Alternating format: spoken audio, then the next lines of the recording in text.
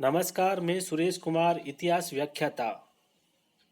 आज हम आधुनिक विश्व इतिहास में धर्म सुधार आंदोलन और जिसमें मार्टिन लूथर के विशेष संदर्भ में अध्ययन करेंगे। धर्म सुधार आंदोलन के तहत हम 16वीं सदी के प्रारंभ में कैथोलिक चर्च की स्थिति, धर्म सुधार आंदोलन का अर्थ, आंदोलन के कारण, धर्म सुधार के अग्रदूत, मार्टिन लूथर के सिद्धांत, ज्विंगली, कॉल्विन, इंग्लैंड में एंग्लिकनवाद का उदय, प्रति सुधार आंदोलन यानी कि जेसुइट संगठन और धर्म सुधार आंदोलन के परिणाम के विषय में विस्तार से अध्ययन करेंगे। 16वीं सदी के आरंभ में कैथोलिक चर्च, ईसाई धर्म के विभाजन की कहानी बहुत पुरानी है। शुरू में ईसाई धर्म दो प्रमुख शाखाओं में रोमन कैथोलिक चर्च और ऑर्थोडॉक्स चर्च यानी कि यूनानी परंपरावादी चर्च में विभाजित हो गया था। यूरोप में रूस तथा बाल्कन प्रायद्वीप में ऑर्थोडॉक्स चर्च की प्रधानता रही, परंतु शेष संपूर्ण यूरोप में लिथुआनिया से आयरलैंड और नॉर्वे तथा फिनलैंड से लेकर पुर्तगाल और हंगरी तक संपूर्ण पश्चिमी और मध्य यूरोप में कैथोलिक ईसाई चर्च का प्राधान्य था। प्रत्येक राज्य चर्च का समर्थक था और चर्च पर अंगुली उठाने वाले को राज्य की ओर से उचित सजा दी जाती थी। चर्च ईसाई धर्म के परंपरागत विश्वासों तथा निष्ठा का प्रतीक समझा जाता था। वे धार्मिक संस्कारों और नैतिक मापदंडों का संरक्षक माना जाता था। ईसाई धर्म में यह विश्वास किया जाता था कि जन्म से लेकर मृत्यु तक चर्च न केवल मनुष्य का साथी है, अपितु संरक्षक और पथ प्रदर्शक भी है। मनुष्य को नैतिक जीवन बिताने के लिए धार्मिक संस्कारों का पालन करना अनिवार्य था, अर्थात मनुष्य जीवन भर चर्च के संस्कार से बंधा रहता था। इन सभी संस्कारों के लिए बिशप या पादरी की सहायता आवश्यक थी। इसलिए समाज में चर्च जीवन का अभिन्न अंग बन जाता था। इससे लोगों में चर्च के प्रति आस्था सुदृढ़ होती गई। इस आस्था ने चर्च एवं उसके अधिकारियों को शक्तिशाली बन जाने में सहयोग दिया। चर्च के संगठनात्मक ढांचे के सबसे ऊपर रोम का बिशप था, जिसे पोप के नाम से पुकारा जाता था। उसका निर्वाचन जीवन भर के लिए कुछ खास पादरियों द्वारा किया जाता था, जिसे कार्डिनल कहा जाता था। पोप चर्च का सर्वोच्च नियम निर्माता, सर्वोच्च न्यायाधीश और चर्च की संपूर्ण गतिविधियों तथा वित्त व्यवस्था का सर्वोच्च प्रशासक था। अपने विशिष्ट धार्मिक कार्यों के अलावा वे अन्य क्षेत्रों में भी विशेषाधिकार रखता था अथवा रखने का दावा करता था। वे रोम नगर और उसके आसपास की पेपल स्टेट्स का शासक था। वे यूरोप के किसी भी ईसाई राज्य के शासन को पदच्युत करने की सत्ता रखता था और मध्य युग में कुछ पोपों ने इस अधिकार का प्रयोग भी किया था। वे किसी भी ईसाई देश के किसी भी ऐसे सिविल कानून को जो उसकी निगाह में अनुचित हो रद्द कर सकता था।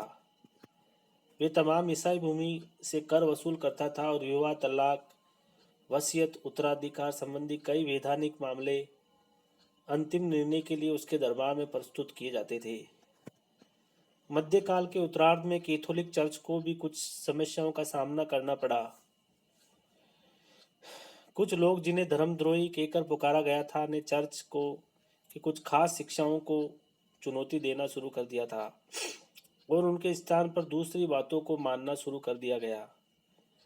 अधिकांश धर्मद्रोहियों को समझा बुझाकर अथवा अन्य दबाव में डालकर चुप कर दिया गया और कुछ अधिक हट्टी लोगों को मौत की सजा देकर शांत कर दिया गया। चर्च के निम्न पदाधिकारियों में आलसी तथा भ्रष्ट बन जाने से भी चर्च के सामने संकट उठ खड़ा हुआ था, परंतु आंतरिक सुधारों के द्वारा जैसे तैसे इस संकट से भी निपट लिया गया था। 1378 से 1417 ईस्वी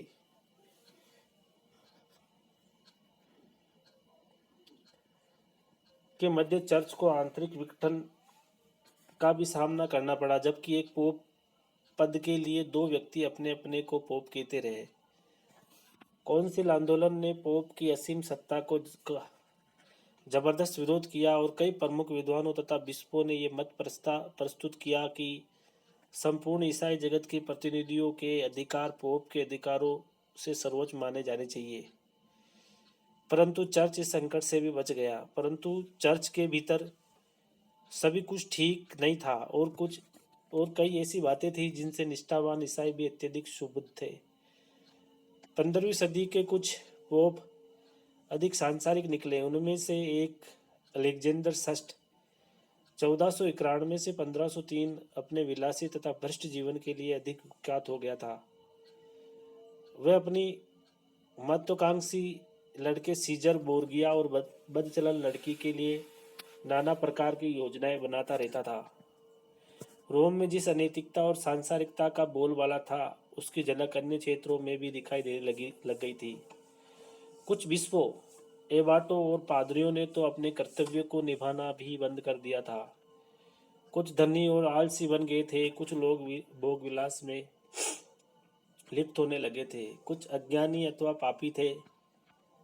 ऐसे लोगों की संख्या यद्यपि कम थी, फिर भी वे शीघ्र ही सभी की चर्चा का विषय बन गए। चर्च की वित्तीय व्यवस्था को लेकर भी भारी असंतोष था। इसी स्थिति में यूरोप में धर्म सुधार आंदोलन का सूत्रपात हुआ। धर्म सुधार आंदोलन का अर्थ धर्म सुधार आंदोलन से तोकराव के शब्दों में 16वीं सदी तोकारेव के शब्दों में 16वीं सदी के आरंभ में मध्य और उत्तरी यूरोप के देशों में सामंतवाद और उसकी धार्मिक अभिव्यक्ति, कैथोलिक मत के विरुद्ध पोप के कार्यालय की निरंकुशता तथा घोंस के विरुद्ध एक आंदोलन शुरू हुआ जो अपने सार की दृष्टि से बुर्जुआ आंदोलन था। इसे धर्म सुधार आंदोलन कहा जाता है। इतिहासकार डीजे हिल के शब्दों में धर्म सुधार आंदोलन धार्मिक भ्रष्टाचार की उपस्थिति के कारण, जो कि अब अधिक सहन नहीं किए जा सकते थे, जर्मन मस्तिष्क एवं प्रकृति के संविधान की तर्क संगत एवं आवश्यक उपज थी। वार्नर एवं मार्टिन के अनुसार धर्म सुधार पोप पद की सांसारिकता व भ्रष्टाचार के विरुद्ध एक नैतिक विद्रोह था। इतिहासकार फिशर के अनुसार धर्म सुधार आंदोलन पोप की धार्मिक निरंकुशता या सत्ता, पुरोहितों के विशेष अधिकारियों व भूमध्य सागरीय जातियों के वंशानुगत असहिष्णु धर्म यानी कैथोलिक धर्म के विरुद्ध एक विद्रोह था। एक और तो इसमें पुरोहितों के अधिकारों और स्वार्थों के विरुद्ध लौकिक विद्रोह का रूप धारण किया। वे दूसरी ओर इसने धार्मिक पुनरुत्थान व ईसाई चर्च की पवित्रता तथा मौलिकता की पुनः स्थापना करने की चेष्टा की। मध्य युग में चर्च धर्म विरोधी बातों को दबाने में समर्थ रहा, परंतु 16वीं सदी में जब चर्च की कुछ धार्मिक बातों एवं विचारों में के विरुद्ध जबरदस्त विद्रोह उठ खड़ा हुआ तो चर्च ने तो उसे दबाने में समर्थ रहा और न ही विद्रोहियों की मांग पूरी कर पाया। दूसरी तरफ सुधारकों अथवा विद्रोहियों ने भी अपनी धार्मिक विश्वास को छोड़ना उचित नहीं समझा और उन्होंने रोमन चर्च का परित्याग कर अपने निजी चर्च की स्थापना करना अधिक उचित समझा। इस प्रकार कैथोलिक चर्च का विभाजन हो गया। धर्म के क्षेत्र में यह जो जन आंदोलन चला उसे अंग्रेजी भाषा में रिफॉर्मेशन कहते हैं। धर्म सुधार आंदोलन यानी रिफॉर्मेशन। चूंकि आंदोलन ने कैथोलिक चर्च को प्रोटेस्ट विरोध किया था, अतः उसके द्वारा स्थापित नया धर्म प्रोटेस्टेंट धर्म के नाम से भी प्रसिद्ध हुआ। इसी नाम के कारण यह आंदोलन प्रोटेस्टेंट क्रांति के नाम से भी पुकारा गया। इस आंदोलन का आरंभिक ध्येय कैथोलिक चर्च में विद्यमान भ्रष्टाचार को दूर करके धर्म में सुधार करना था, परंतु बाद में इसका प्रारंभिक ध्येय बदल गया और सुधारों के स्थान पर एक नए धर्म की स्थापना हुई और यूरोप के इतिहास में ये घटना धर्म सुधार आंदोलन के नाम से प्रसिद्ध हुई। इस धर्म सुधार आंदोलन के कारण निम्नलिखित थे। इस सुधार आंदोलन के प्रमुख कारण निम्नलिखित थे। नंबर 1 है पुनर्जागरण का प्रभाव, जिसका अध्ययन हमने विस्तृत रूप से पिछले चैप्टर में किया था। पुनर्जागरण का प्रभाव। बौद्धिक पुनर्जागरण ने यूरोपवासियों को मध्ययुगीन मान्यताओं, जो धर्म के अंधविश्वासी बंधनों से जकड़ी हुई थी, को समाप्त कर दिया और उन्हें एक स्वतंत्र एवं निडर विचारधारा प्रदान की, जिसके फलस्वरूप वे धर्म का सही रूप समझने में सफल हुए। पुनर्जागरण में व्यक्ति तथा संसार को समझने वाली शिक्षा का प्रचार किया और आलोचना तथा जांच की आवश्यकताओं पर जोर दिया गया। इससे शताब्दियों से स्थापित विश्वासों की नींव हिलने लग गई। धर्म सुधारकों ने रोमन चर्च के सिद्धांतों एवं अनुशासन के बारे में भी आलोचना एवं विचार विमर्श करने की आवश्यकता पर जोर दिया। पुनर्जागरण ने मध्ययुगीन धार्मिक पद्धति से दी जाने वाली स्कूली शिक्षा पर भी घातक प्रहार किया। यूनानी एवं लैटिन के अध्ययन एवं प्राचीन तथा नवीन टेस्टामेंट बाइबिल की आलोचना प्रक्रिया तथा मुद्रणालय के द्वारा धर्म के गूढ़ तत्व सर्वसाधारण तक पहुंचने लगे और इस प्रकार के साहित्य के प्रचार ने सुधार आंदोलन की गति को उत्साहित एवं प्रेरित किया। नंबर 2 है चर्च की आंतरिक कमजोरियां। रोमन चर्च की आंतरिक कमजोरियां सुधारवादी आंदोलन की प्रमुख आधारशिलाएं थी। 1378 ईस्वी में पोप ग्रेगरी की मृत्यु के बाद पोप पद को लेकर रोमन कैथोलिक संप्रदाय में जो महान मतभेद उत्पन्न हुआ, उससे पोप पद की प्रतिष्ठा को गहरा आघात पहुंचा। ग्रेगरी की मृत्यु के बाद कार्डिनलों ने उर्बन षष्ठ को पोप चुना, परंतु उसके क्रूर और बुद्धिहीन कृत्यों ने कार्डिनलों को असंतुष्ट बना दिया और फ्रांसीसी कार्डिनल रोम से भागकर नेपल्स चले गए और उन्होंने क्लीमेंट सप्तम को नया पोप चुना। इस प्रकार अब 2 पोप हो गए। उर्बन का केंद्र रोम था और क्लीमेंट का फ्रांस में एविगिन था। एक को रोमन पदाधिकारियों, इंग्लैंड, फ्लैंडर्स, स्कैंडिनेवियन देशों का समर्थन प्राप्त था, तो दूसरे को फ्रांस और फ्रांस के मित्र देशों जैसे स्पेन, नेपाल, सिसिली, स्कॉटलैंड आदि का समर्थन प्राप्त था। संपूर्ण यूरोप दो खेमों में बट गया था और अब किसी भी पोप का कैथोलिक जगत पर एकाधिकार नहीं था। यह स्थिति 1417 ईस्वी तक जारी रही। अंत में मार्टिन पंचम को सर्वसम्मति से पोप चुना गया और महान मतभेद को युग समाप्त हुआ। परंतु पोप पद के लिए होने वाले इस संघर्ष ने जनता के मन में पोप के प्रति विद्यमान श्रद्धा एवं निष्ठा को कम कर दिया, क्योंकि अब तक सामान्य जनता पोप को धरती पर ईश्वर का प्रतिनिधि समझती थी। अब बहुत से लोग ये सोचने लगे कि पोप धरती पर ईश्वर के प्रतिनिधि कैसे हो सकते हैं, जबकि उनका निर्वाचन फ्रांसीसी राजा करा सकते हैं। तत्कालीन विद्वानों द्वारा चर्च और उसके क्रियाकलापों की कटु आलोचना ने चर्च की कमजोरी को और अधिक उजागर कर दिया। पुनर्जागरण तथा मुद्रण यंत्रों के आविष्कार से अब बहुत से लोग पढ़ना सीख गए और वे रुचिपूर्वक चर्च की आलोचना तथा बुराइयों के प्रति अपना विचार व्यक्त करने लगे। इस प्रकार के विचारों में चर्च के प्रति शंका की भावना अधिक थी। इसके विपरीत बहुत से पादरी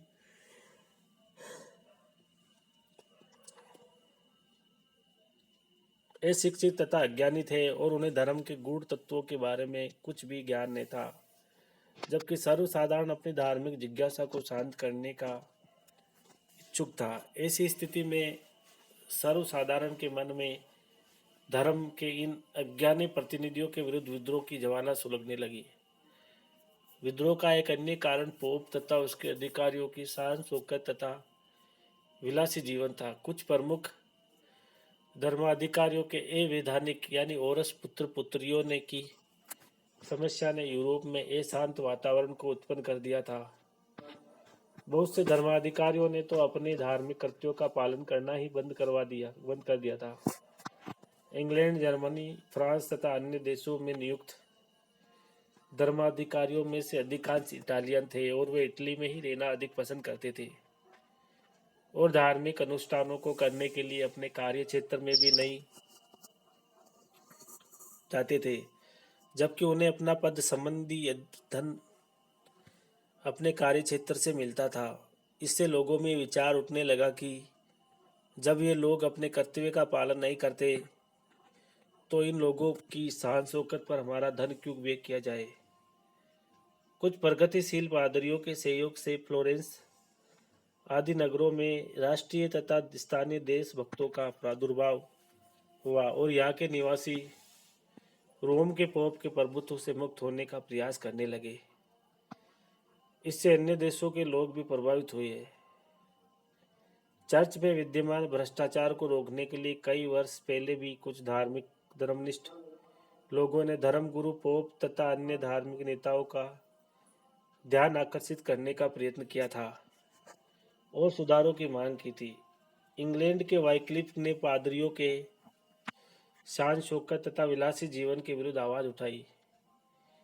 बोहेमिया के जॉन हस ने गलत गतिविधियों की आलोचना की, परंतु दोनों को दंड दिया गया।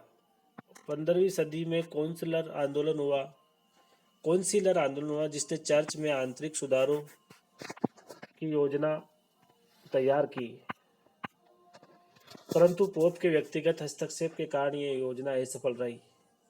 बाद में इरेस्मस जैसे विद्वानों ने चर्च की क्रियाकलापों में सुधार की आवश्यकता पर जोर दिया। इस प्रकार 16वीं सदी के आरंभ में धर्म सुधारों की अत्यधिक आवश्यकता अनुभव की जा रही थी और धर्म सुधार आंदोलन की पृष्ठभूमि मजबूत बन गई थी। नंबर 3 है राजनीतिक कारण। धर्म सुधार आंदोलन का एक प्रमुख कारण पोप का राजनीतिक प्रभाव था। पोप रोम नगर तथा उसके आसपास की पेपल स्टेट्स का शासक था।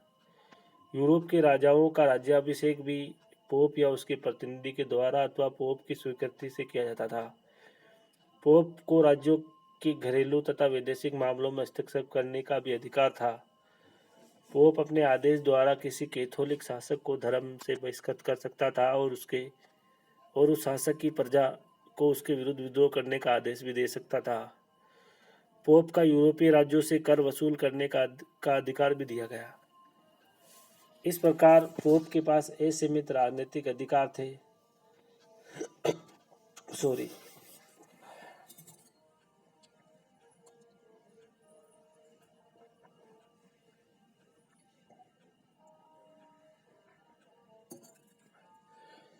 दूसरी तरफ 16वीं सदी में यूरोप में राष्ट्रीय राज्यों और निरंकुश राजतंत्रों का उत्थान हो चुका था। राजाओं की शक्ति काफी सबल हो चुकी थी।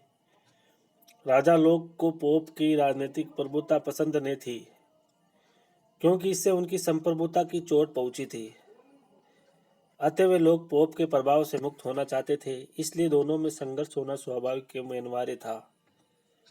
रोम का पोप यूरोप के समस्त कैथोलिक देशों में चर्चों का प्रधान था और इस हैसियत से उन देशों के चर्चों के अधिकारियों को नियुक्त करना उसके अधिकार की बात थी। यही बात राजाओं को अखरती थी, क्योंकि वे लोग अपने अपने राज्य में अपनी सत्ता को सर्वोपरि मानते थे। वे चाहते थे कि उनके देश